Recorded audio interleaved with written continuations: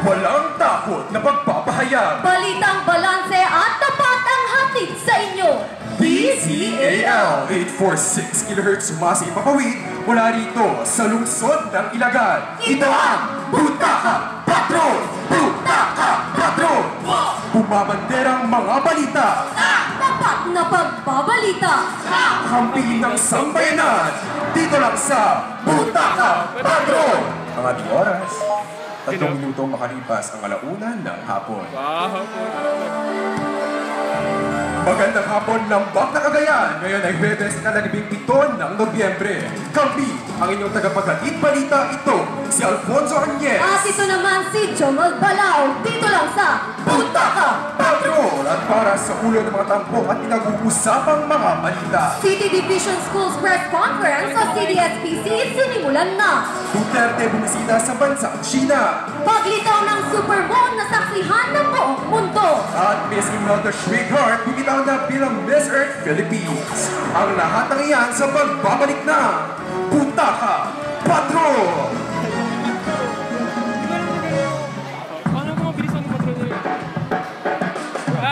Kabataang manunulat, katotohanan ay ating nilalaman. Mga isyong kumabalat sa ating bansa, tayo ay laging hanggat may magagawa. Kaya naman talaga nakakabilib, campus journalist laging bida. Dito rin natin mapapatunayan, sariling galing sa pagpapahayag. Nawala ang mamamahayag, boses ng bansang namamayagpag. Yan ang nilang ilagan na. Nagbabalik ang Butaka Patrol at para sa detalye ng mga balita. City Division Schools Press Conference ng Siyudad ng Ilagan, formal nang sinimulan. John Bert Arzadon para sa karagdagang detalye. Formal nang inumpisahan ng City Division Schools Press Conference o CDSPC ng Siyudad ng Ilagan sa Ilagan East Central School kahapon.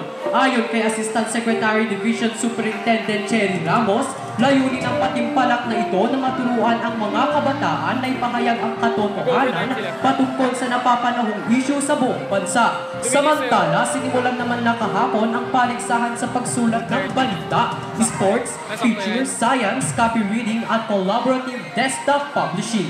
John Bert Arzadon para sa Butaka Patrol! Pangulong Duterte nakipagsundo sa bansang China patungkol sa West Philippine Sea. Para sa karagdagang detalye, narito si Carla Mananaw. Bumisita si Pangulong Rodrigo Digong Duterte sa bansang China upang pag-usapan ang tungkol sa West Philippine Sea nitong ika-12 ng Nobyembre.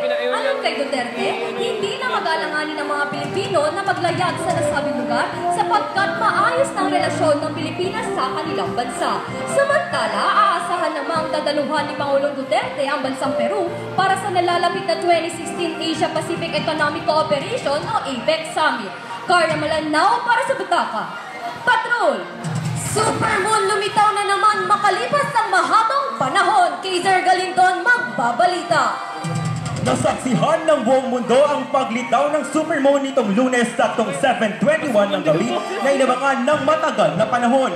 Ayon sa Philippine Atmospheric Geophysical Astronomical Services Administration o PAG-ASA, ang phenomenang supermoon ay ang paglitaw ng 18% mas malaki at 15% mas maliwanag kumpara sa full moon. Matatandaan namang huling naganap ang paglitaw ng supermoon noong 1948 at asahang mangyari muli sa taong 1934. Kaiser Galindon para sa Butaka Patrol! At para sa showbiz balita, pagbitaw ni Miss Imelda Schweigart bilang Miss Earth Philippines, usap-usapan ng mga netizen. Hana Sango, anong chika mo dyan? Lukhang Miss Earth 2016 Catherine Espin matapos malaman na nagbitiw si Imelda Schweigart bilang Miss Earth Philippines dahil sa sunod-sunod na issue pagkatapos ng Miss Earth pageant. Nauna na rito ang sinabi ni Schweigart na retakado dahil sa peke ang ilong, peke ang baba at peke ang pubis ni Miss Ecuador. Samantala, papalit si first runner-up Kira Gregorio para akuin ang natitirang obligasyon na nag-resign ng Miss Earth Philippines. Hana Sagot Chikadora ng Butaka Patrol! At iyan ang mga balitang aming tinitukan sa nakalipas na 24 oras. Muli, kami ang inyong tagapaghatid balita. Ito si Alfonso Añez. At ito naman si Jomel Balao. Dito lang sa Butaka Patrol!